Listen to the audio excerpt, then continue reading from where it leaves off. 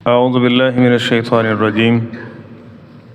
سورہ البقرہ آیت نمبر 4 سے 7 تک انشاءاللہ آج ہم پڑھیں گے۔ بسم اللہ الرحمن الرحیم۔ والذین یؤمنون،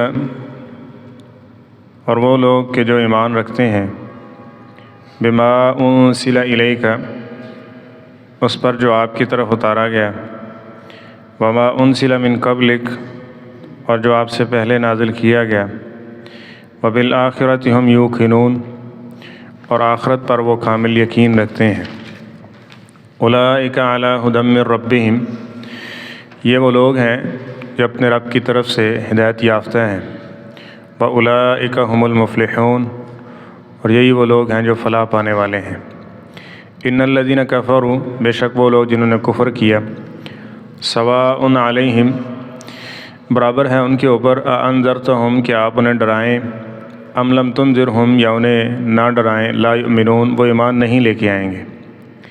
ختم اللہ علی قلوبہم، اللہ تعالیٰ نے مہر لگا دی ہے ان کے دلوں پر، وعلی سمعہم، اور ان کے کانوں پر، وعلی ابصارہم غشاوہ، اور ان کی آنکھوں پر ایک بھاری پردہ ہے، ولہم عذاب عظیم، اور ان کے لیے بہت بڑا عذاب ہوگا۔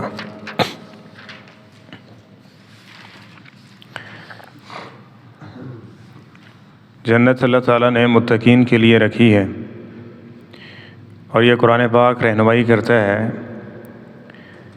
متقین لوگوں کی، یعنی اس سے متقی فائدہ اٹھاتے ہیں۔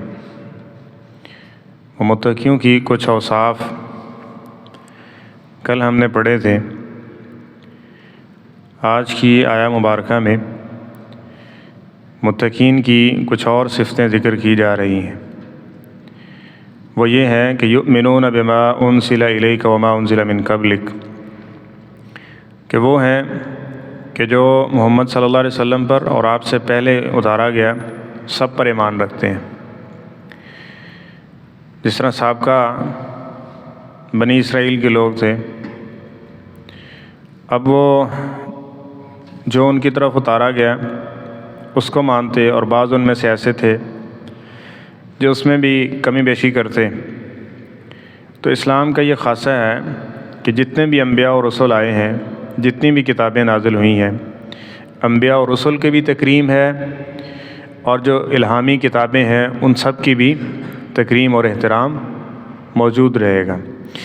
کسی ایک کا بھی انکار بھی نہیں ہے، اور اس کے لیے کوئی توہین امیز یا اس طرح کا معاملہ یا جملہ یا بات نہیں ہے۔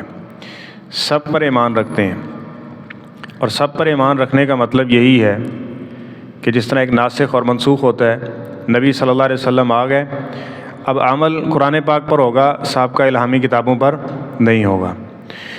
شریعت نبی کریم صلی اللہ علیہ وسلم کی دیکھی جائے گی، سابقہ جو انبیاء کرام گزرے ہیں سب کی عزت، سب کا احترام، یہ اپنی جگہ بجا رہے گا۔ لیکن اللہ تعالیٰ نے اب اس شریعت یا احکامات کی جگہ پر نبی کریم صلی اللہ علیہ وسلم کو جو احکامات دے کے بھیجا وہ منسوخ ہیں، یہ اس کے ناسخ ہیں، عمل انہی کے اوپر ہوگا۔ جس طرح کہ ہم سورہ البقرہ کی آخری آیات میں بھی پڑھتے ہیں کہ ہم تمام رسولوں پر ایمان رکھتے ہیں، اور اسی طرح تمام کتابیں جو نازل کی اللہ نے ہم ان پر ایمان رکھتے ہیں۔ لا نفرق بین احد منہم، ہم کسی ایک کے درمیان کوئی تفریق، جس میں کوئی توہین ہو، جس میں کوئی کمی کوتاہی ہو، وہ ہم ذکر نہیں کرتے، اور ایسا ہے بھی نہیں ہے۔ اور اگلی صفت یہ ہے کہ وبالآخرۃ ہم یوقنون، وہ آخرت کے اوپر یقین رکھتے ہیں۔ آخرت کا یقین کا مطلب کیا ہے؟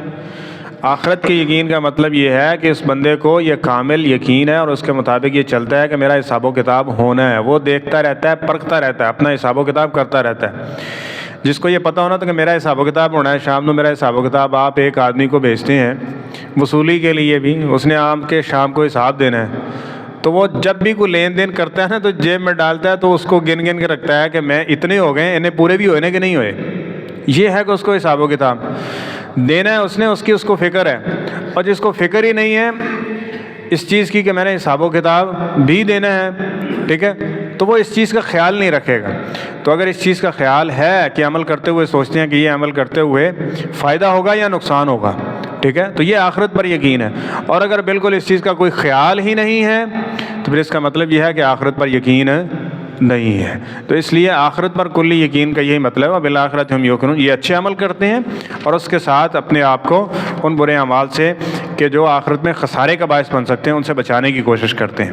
تو اللہ تعالیٰ فرماتے ہیں اولئک علی ھدی من ربہم، یہ وہ لوگ ہیں جو اللہ کی طرف سے، یعنی اللہ تعالیٰ ان کو، یعنی اللہ کی نظر میں ہدایت یافتہ لوگ ہیں۔ باقی تو ہر بندہ ہے وہ اپنے آپ کو ہدایت یافتہ سمجھتا ہے، اور حتیٰ کہ جو ابلیس ہے، شیطان ہے، وہ بھی کسی کو بہکاتا ہے تو یہی کہہ کے بہکاتا ہے تو ٹھیک ہے، یہ کام کرے گا تو جنت میں جائے گا۔ جس طرح آدم علیہ السلام کو کہا تھا کہ میں تیرا خیرخواہ ہوں، اس کو کھا لو، ہمیشہ کے لیے فرشتے بن جاؤ گے، یہ ہمیشہ ہمیشہ جنت میں رہو گے۔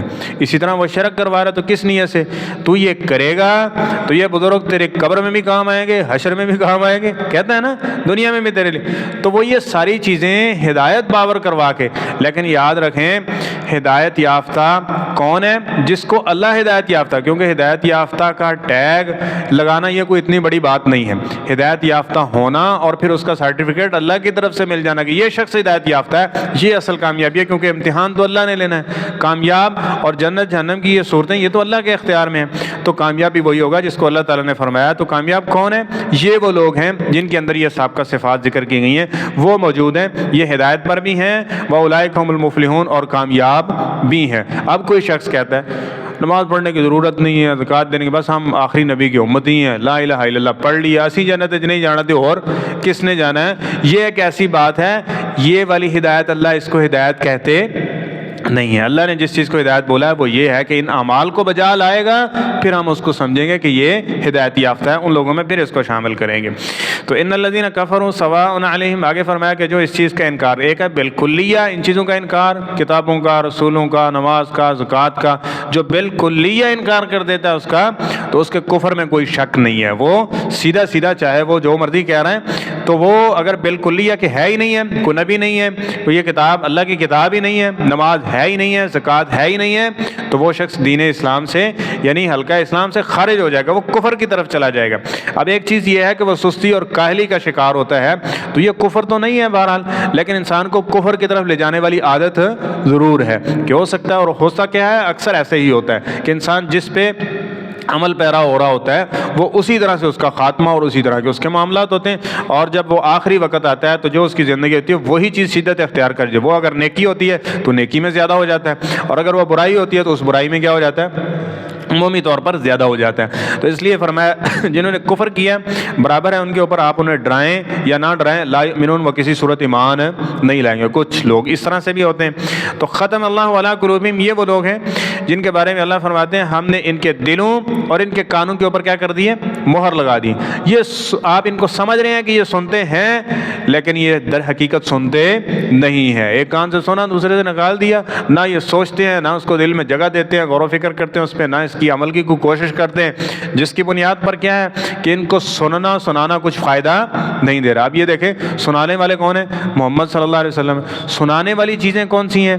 یا قرآن پاک ہے یا نبی کریم صلی اللہ علیہ وسلم، اب اس کی توضیح اور تشریح بیان کر رہے ہیں، لیکن اس کے باوجود بھی ان کے اوپر اس چیز کا اثر نہیں ہے۔ تو اس کی کئی ایک چیزیں مراحل ذکر کیے گئے، اس میں سے ایک بنیادی چیز یہ ہے کہ وہ اس کو اہمیت نہیں دیتے اور غفلت کی صورت کے اندر اس کو سن رہے ہوتے ہیں، غافل ہوتے ہیں، جس کی بنیاد پر اس کا کوئی اثر بھی نہیں ہوتا۔